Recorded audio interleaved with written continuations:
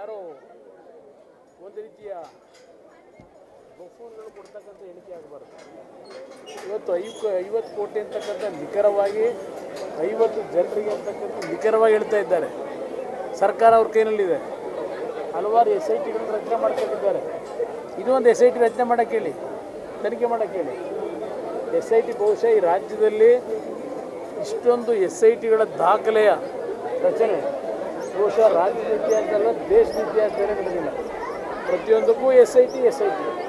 ಅದರಿಂದ ಇದಕ್ಕೂ ಒಂದು SIT ಮಾಡಲಿ. ಇಲ್ಲೇ ಇದ್ದರೆ ಮುಖ್ಯಮಂತ್ರಿಗಳ ಮತ್ತು ಅವ್ರ ಸಚಿವ ಸಂಪುಟದ ಮಂತ್ರಿಗಳ ಹೇಳಿಕೆಯನ್ನು ಜನತೆ ಇವತ್ತು ಇದು ಒಂದು ರೀತಿಯ ಅವರ ನಡವಳಿಕೆಗಳ ಬಗ್ಗೆನೇ ಜನಗಳಲ್ಲಿ ಹಾಸ್ಯಾಸ್ಪದ ಆಗ್ತದೆ. ಈ ರೀತಿ ಹೇಳಿಕೆ ಕೊಡ್ತಕ್ಕಂಥ ಸರ್ ಜಮೀರ್ ಅವರು ಸರ್ ನಿಮ್ಮ ಬಗ್ಗೆ ವರ್ಣಭೇದ ನೀತಿ ಅದ್ರ ಬಗ್ಗೆ ಮಾತಾಡ್ತಾರೆ. ಅದೆಲ್ಲ ಈ ಚರ್ಚೆ ಬೇಡ. 23 ಕಳೀಲಿ, 23 ಚರ್ಚೆ ಮಾಡಿ. ಸರ್ ನೀವು ಅವ್ರನ್ನ ಕುಳ್ಳ ಅಂತ ಕರೆದಿದ್ರಿ ಅಂತ ಹೇಳಿ ಅವ್ರು ಮಾತಾಡ್ತಾರೆ. ಯಾವಾಗ ಅವ್ರು ಹೇಳ್ತಾರೆ ಸರ್ ಅದು ಆ ತಾಯಿ ಮುಂದೆ ನಿಂತಿದ್ದೇನೆ. ಒಂದು ಬಾರಿ ನಮ್ಮ ಈಗಿನ ವಿಧಾನ ಪರಿಷತ್ತಿನ ಸ್ಪೀಕರ್ ನನ್ನನ್ನು ಕುಮಾರ ಅಂತ ಸಂಬೋಧನೆ ಮಾಡಿದ್ರು. ಆಗ ಅವ್ರನ್ನ ಹೊಡಿಲಿಕ್ಕೆ ಹೋದಂಥ ಗಿರಾಕಿ ನಾನು ಕರಿಯ ಅನ್ನಿಸ್ಕೊಂಡು ಇವ್ರ ಜೊತೆ ಕುಳ್ಳ ಅಂದ್ಕೊಂಡು ಏನು ಇದು ಮಾಡಲಿಕ್ಕೆ ನಾನೇನು ಆ ರೀತಿಯ ಒಂದು ವಾತಾವರಣದಲ್ಲಿ ಬಂದಿರೋವನ್ನ.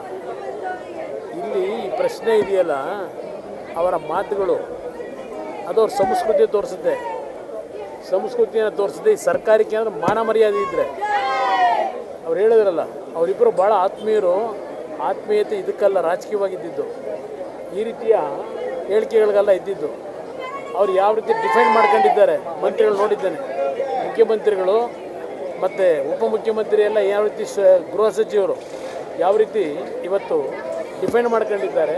ಅವ್ರಿಗೇನಾದರೂ ಮಾನ ಮರ್ಯಾದೆ ಇದ್ದರೆ ಎಂತೆಂಥ ಕೇಸ್ಗಳಲ್ಲಿ ಕೇಸ್ ಹಾಕಿದ್ರು, ಅಮಾಯಕರ ಮೇಲೆ ಕೇಸ್ ಹಾಕಿ ಜೈಲಿಗೆ ಕಳಿಸ್ತಾರೆ. ಇಂಥ ಹೇಳಿಕೆಗಳಿಗೆ ಈ ಸರ್ಕಾರಕ್ಕೆ ಏನಾದರೂ ಮಾನ ಮರ್ಯಾದೆ ಇದೆಯಾ? ಈ ರೀತಿಯ ಸಂಸ್ಕೃತಿ ಇರ್ತಕ್ಕಂಥ ಈ ಸರ್ಕಾರ ನಾಗರಿಕ ಸರ್ಕಾರ ಅಂತ ಕರಿತೀರ.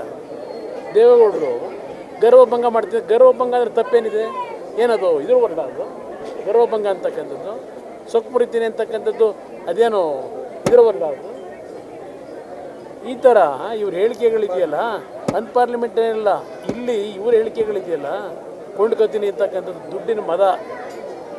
ಯಾವ್ಯಾವ ಸಂದರ್ಭದಲ್ಲಿ ಯಾವ ಟೈಮಲ್ಲಿ ಕಾಲಿಡಿದ್ರು ಏನೇನು ಅವೆಲ್ಲ ದೊಡ್ಡ ಇತಿಹಾಸಗಳಿದೆ. ಎಲ್ಲೆಲ್ಲಿದ್ರು ಇವರೆಲ್ಲ. ನಾನು ರಾಜಕೀಯವಾಗಿದ್ದಂಥದ್ದು, ವೈಯಕ್ತಿಕವಾಗಲ್ಲ, ರಾಜಕೀಯವಾಗಿದ್ದಂಥದ್ದು.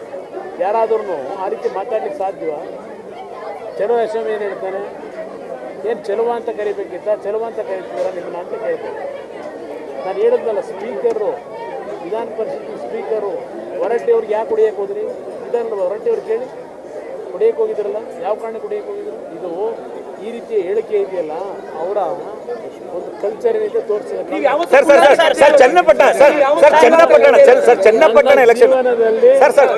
ಎಂದೂ ಸಹ ಆ ಪದ ಬಳಕೆ ನನ್ನಿಂದಲೂ ಆಗಿಲ್ಲ, ಅವರಿಂದಲೂ ಆಗಿಲ್ಲ. ಅವರು ನಾನು ಕೊಟ್ಟಂಥ ಏನು ಒಂದು ಇದು ನೋಡಬೇಕಾದ ಗೌರವ ಮರ್ಯಾದೆ ಏನು ಆ ಮರ್ಯಾದೆ ನೀವು ಊಹೆ ಮಾಡೋಕ್ಕಾಗಲ್ಲ. ಚನ್ನಪಟ್ಟಣದಲ್ಲಿ ನಿಖಿಲ್ ಅವ್ರದ್ದು ಹೇಗಿದೆ ಸರ್? ಜನತೆಯ ಆಶೀರ್ವಾದ ಆಗಿದೆ. ಯಾವುದೇ ರೀತಿಯ ಸಮಸ್ಯೆ ಇಲ್ಲದೆ ಉತ್ತಮ ಒಂದು ರೀತಿಯಲ್ಲಿ ಜನತೆ ಆಶೀರ್ವಾದ.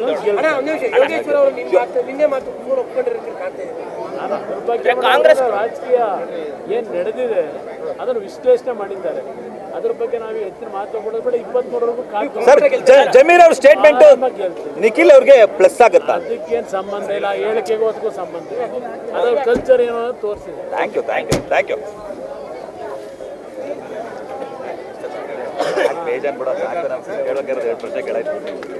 ಹೆಚ್ಚಿನ ವಿಡಿಯೋಗಳಿಗೆ ಪ್ರತಿಧ್ವನಿ ಯೂಟ್ಯೂಬ್ ಚಾನೆಲ್ ಸಬ್ಸ್ಕ್ರೈಬ್ ಮಾಡಿ, ಬೆಲ್ ಐಕಾನ್ ಕ್ಲಿಕ್ ಮಾಡಿ.